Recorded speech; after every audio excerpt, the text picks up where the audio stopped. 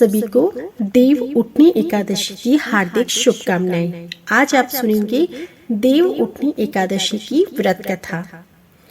देव उठनी एकादशी की एक प्रमुख कथा शंखासुर नामक राक्षस की है।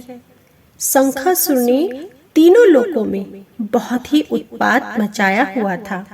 तब सभी देवताओं के आग्रह करने पर भगवान विष्णु जी ने उस राक्षस से युद्ध किया और यह युद्ध कई वर्षों तक चला। युद्ध में वह असुर मारा गया और इसके बाद भगवान विष्णु जी विश्राम करने चले गए। कार्तिक शुक्ल एकादशी के दिन भगवान विष्णु जी की निद्रा टूटी थी और सभी देवताओं ने भगवान विष्णु जी की पूजा की थी। शिव महापुराण के अनुसार पौराणिक समय में दैत्यों का राजा दंभ हुआ करता था। वह बहुत ही बड़ा विष्णु भक्त था। कई सालों तक उसके यहाँ संतान नहीं होने के कारण उसने शुक्राचार्य जी को अपना गुरु बनाकर उनसे श्री कृष्ण मंत्र प्राप्त किया। यह मंत्र प्राप्त करके उसने पुष्कर सरोवर में घोर तपस्या की। भगवान विष्णु उसकी तपस्या से प्रसन्न हुए और उसे संतान प्राप्ति का वरदान दे दिया। भगवान श्री विष्णु के वरदान से राजा दंभ के यहाँ एक पुत्र ने जन्म लिया। इस पुत्र का नाम शंखचूड़ रखा गया।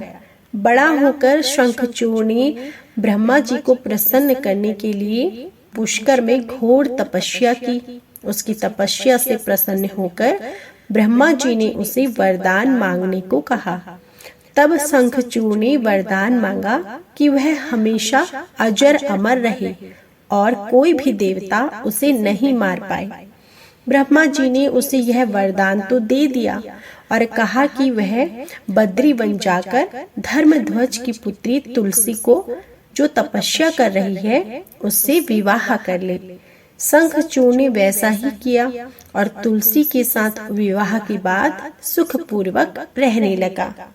उसने अपने बल से देवताओं, असुरों, दानवों, राक्षसों, गंधर्वों, नागों, किन्नरों, मनुष्यों तथा त्रिलोकी के सभी प्राणियों पर विजय प्राप्त कर ली। वह भगवान श्री कृष्ण का परम भक्त था। शंखचूड़ के अत्याचारों से सभी देवता परेशान होकर ब्रह्मा जी के पास गए और ब्रह्मा जी ने उन्हें भगवान विष्णु जी के पास भेज दिया। भगवान विष्णु जी ने कहा कि शंखचूड़ की मृत्यु भगवान शिव के त्रिशूल से ही होगी, अतः आप उनके पास जाएं।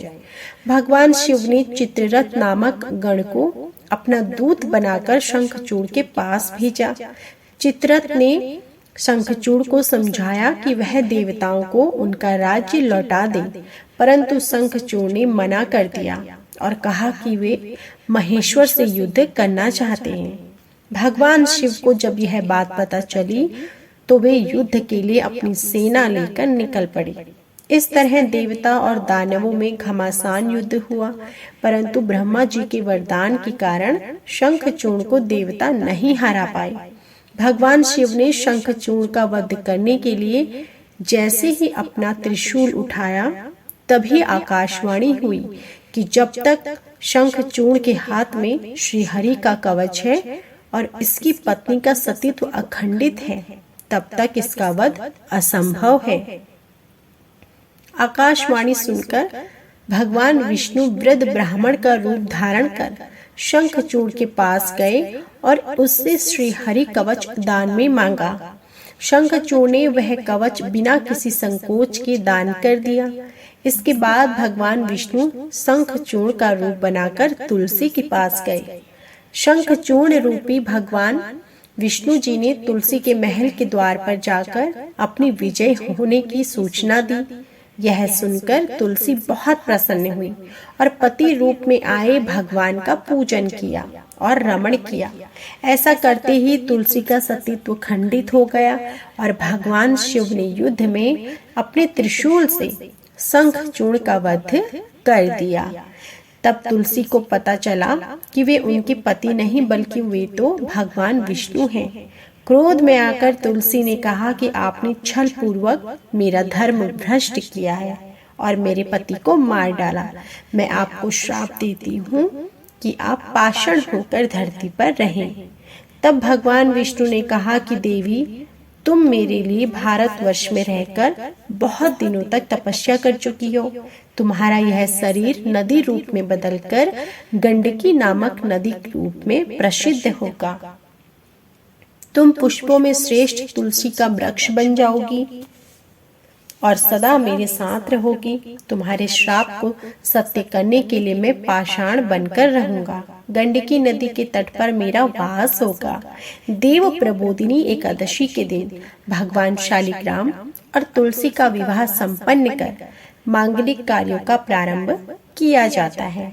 हमारे हिंदू धर्म में मान्यता के अनुसार इस दिन माता तुलसी और भगवान शालिग्राम विवाह करने से अपार पुण्य प्राप्त होता है। अब सुने आप प्रबोधिनी एकादशी की एक और पावन कथा। एक राजा के राज्य में सभी लोग एकादशी का व्रत रखते थे। प्रजा तथा नौकर चाकरों से लेकर पशुओं तक को एकादशी के दिन अन्न नहीं दिया जाता था। एक दिन किसी दूसरे राज्य का एक व्यक्ति राजा के पास आकर बोला कि महाराज, कृपा करके मुझे नौकरी पर रख लें। तब राजा ने उसके सामने एक शर्त रखी कि ठीक है, रख लेते हैं, किंतु रोज तो तुम्हें खाने को सब कुछ मिलेगा, पर एकादशी को अन्न नहीं मिलेगा। उस व्यक्ति ने उस समय तो हाँ कर ली, पर एकादशी के दिन जब उसे फलाहार का सामान दिया गया तो वह राजा के सामने जाकर गिड़गिड़ाने लगा कि महाराज, इससे मेरा पेट नहीं भरेगा, मैं भूखा ही मर जाऊंगा, मुझे अन्न दे दें। राजा ने उसे शर्त की बात याद दिलाई, पर वह अन्न छोड़ने को राजी नहीं हुआ। तब राजा ने उसे आटा, दाल, चावल दे दिए। वह नित्य की तरह नदी पर पहुंचा और स्नान कर भोजन पकाने लगा। जब भोजन बन गया तो वह भगवान को बुलाने लगा कि आओ भगवान, भोजन तैयार है। उसके बुलाने पर पीताम्बर धारण किए भगवान चतुर्भुज रूप में आ पहुंचे तथा प्रेम से उसके साथ भोजन करने लगे। भोजन आदि करके भगवान अंतर्ध्यान हो गए तथा वह अपने काम पर चला गया।